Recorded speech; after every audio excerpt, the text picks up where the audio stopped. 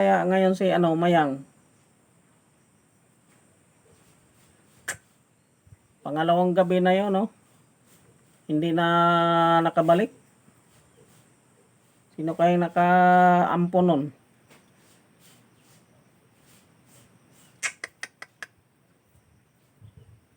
Ipananawagan ko kaya sa Facebook dito sa video.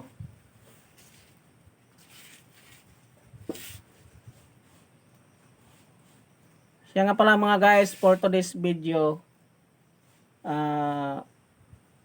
pinanawagan ko rito sa video ito mga guys dahil ang alaga namin si Mayang hindi na nauwi, 2 gabi na hindi na nauwi dito sa bahay.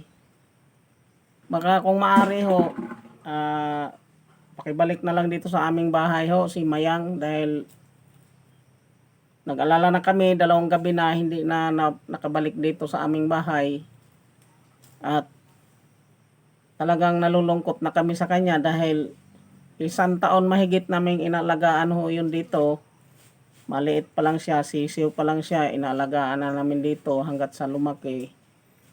Tapos kalaunan, kagaya ngayon na 2 gabi na hindi nakabalik sa amin, samantala pag umaalis yun bumabalik. Minsan doon sa bahay nila ni Miss Angel Word, nandun yun, minsan sumasama sa vlog nila yon. Tapos minsan naman kay Paring Roy, yung kumpare ko, minsan naman doon sa Panog yon, City Panog, minsan naman sa Baryo Buli, sa Tabok, ganyan. Bumabalik ho naman yon siya. Nagtaka na kami ngayon 2 gabi na hindi siya nakabalik. Kaya nag-alala na kami mga guys kung sino mang nakapag-ampon doon, kung saan siya ngayong location nakatira sa bahay o saan man siya ngayon. Kung maaari po, pabalik na lang ho dito sa bahay ho. Paki-like and share na rin itong video na ito dahil para malaman naman sa ibang tao, ibang may cellphone, na kami po'y nalulungkot at nanawagan kay Mayang.